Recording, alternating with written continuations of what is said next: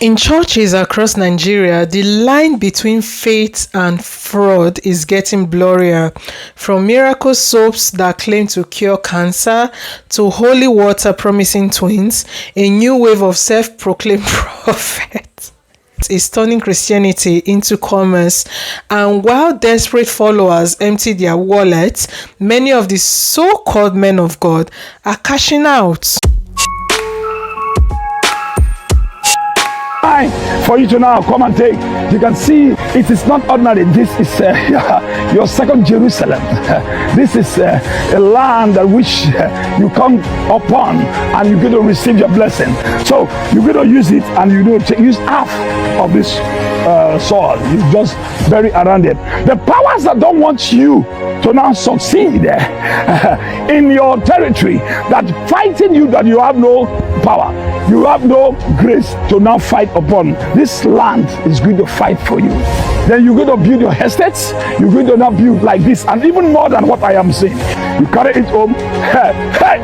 This time, let us see who is that person that don't want you to build your estate. Who is that person that don't want you to build your houses? Who is that person that don't want you to buy your cars? Who is that person that don't want you to make a habit? One of the most controversial figures in this conversation is Prophet Jeremiah Omoto Fufeyin of Christ Mercyland Deliverance Ministry. In recent years, he has marketed a range of products labeled as divine tools like the River Jordan water, Pool of Bethesda soap, Fatal smelled perfume, and even Mount Carmel holy oil. The recent one is the Sand of Jerusalem.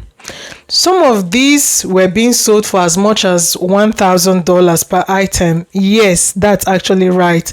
Miracle soap at $1,000. Dr. Damina, do you believe in miracles? Yes, but not these lions that are appearing everywhere. I believe in miracles. But even when Jesus did miracles, he said, go and show yourself to the priest. Let them test this miracle and give you a certificate. All these backyard miracles must stop. Miracles are not for showmanship. But what so many churches use miracle for is marketing strategy. And that is why all kinds of hula bulu or hula bola, which one is right? Hula bulu, hula bula, hula balala is happening everywhere. Let's call a spade, right? Abel Damina has criticized these things a lot, and he has also mentioned that they have turned the house of God into a marketplace, and this is not ministry, it's fraud.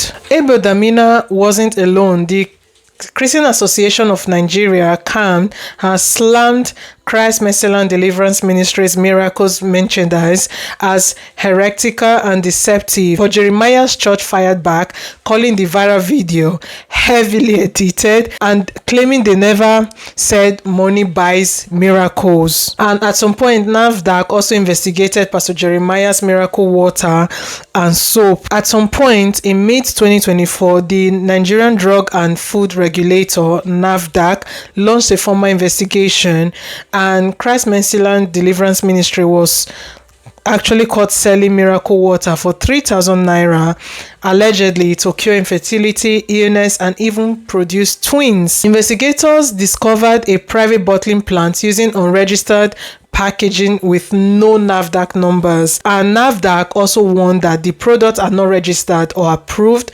and they also warned the public that miracle water is not medicine. But Christ Mercyland Deliverance Ministry said that they were exercising their constitutional right to freedom of religion and that it was a spiritual thing, not pharmaceutical. And there's this article by Punch that says that miracle water or miracle competes with medicines as Nigerians dump hospitals for healing water and soap. So if we scroll down, it says in Nigeria, the phenomenon of miracle healing water and other fake spiritual remedies has become a lucrative business. Self-proclaimed prophets, pastors, and traditional healers claim to possess divine power to heal any ailment from cancer to HIV/AIDS using holy water, oils, or powder. Now, recently we've got another one. There are a lot of them in no particular order, but there is another one called Apostle Amos Isah, and he's been going viral for performing spiritual karate, lifting his legs and watching people fall under the so-called anointing. His antics caused laughter but also concern. In a video, Amos Isah said something, was like, "Una no know who I be, I don't pass that level. My name is Pastor Amos Isah. If una see fake prophets, una no go know." And he also dared Nigerian activist VDM to challenge him. The public reaction, hilarious memes, angry tweets, and growing skepticism. I see somebody wasting his time. He say, "Very dark man, go and catch this pastor." Go, me, you know who I be? You know who I be? I don't pass that level. Yes, sir. If you seek fake prophet, you don't go know. You go know. Amos. That's why they call my name. My name is Apostle Amos Isah. Me. Kese Kasam. And some people are saying, me. I better come. Now my own. Now this Lego. Yes, sir. That's how they play football. Yes, sir.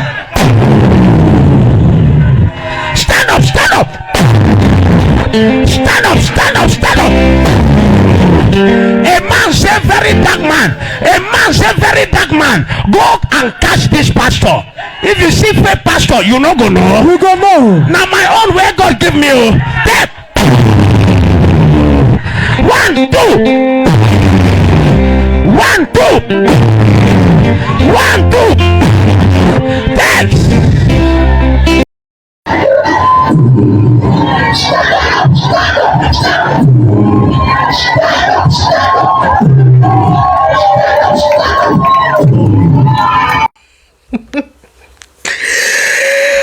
Oh gosh. I find it very hilarious. The people who are my friends on WhatsApp know my reaction to this video, but I'm not going to say it publicly. Unfortunately, these are not isolated incidents. Nigeria's religion space has become flooded with miracle products, holy handkerchief, anointed oils, blessed swords, all marketed as quick fix spiritual tools. It's a billion naira industry preying on poverty, illness, and desperation. And while many Nigerians are calling for accountability, others quote the popular line, "Touch not my anointed." In fact, Pastor Chris said, "Never speak against a man of God. It is dangerous." Never speak against a man of God. You know, when you hear people talk against men of God, they're people who have never heard from us.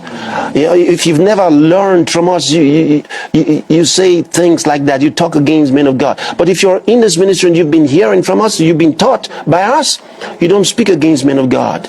When you hear others talk against men of God, keep your mouth shut. Go away from there. Because to speak against men of God is to bring curses on yourself and on your children. You don't do that. Never participate in such things. One of the things that God saved me from in my growing years was to help me in such a way not to utter words against men of God. Now, groups like the Center for Truth and Secular Ethics are demanding deeper investigations.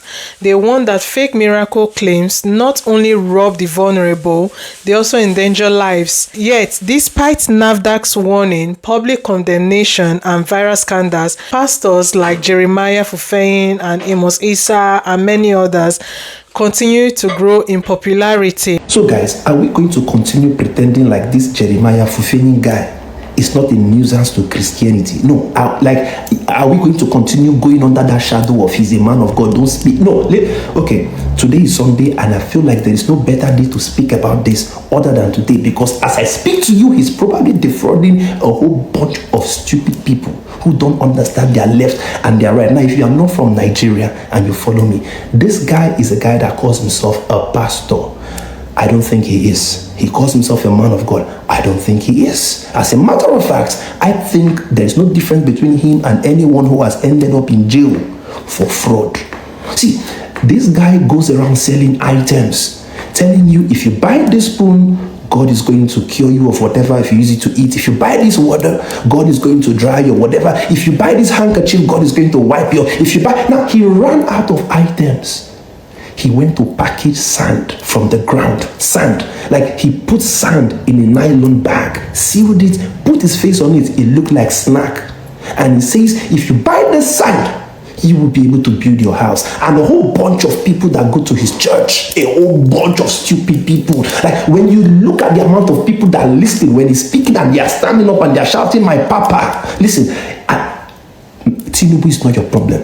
APC is not your problem. Nigerians are actually very stupid. I cannot believe. I don't want to be on that. I don't want to be one of those guys that will say don't speak against. No, I will speak. I will speak. You guys cannot continue being very foolish. Listen, this. The guy said, the reason I'm laughing is because years ago I used to be labeled as Antichrist for speaking in lots against fake men of God and the likes. So, but I stopped because I started looking at it from a different perspective. And I don't blame these people anymore. I blame the congregation because their congregation is massive. So you want to tell me that their congregation is always full, Sunday in, Sunday out. So why should I blame the pastors? You get, like, God has given every single person common sense. Then it's left for individual to know how to use it. But then, what do we do now? Should we demand regulation? Should we speak up even if it means challenging religious authority? Or should we stay silent out of fear of touching the anointed? Leave your thoughts in the comment section below. And this has been a deep dive into Nigerians' miracle economy, a place where faith meets business and where silence becomes complicity. If you learned something today, don't forget to like, share, comment, and subscribe, and turn on the notification bell for more deep dives like this. And see you in the next video. Bye.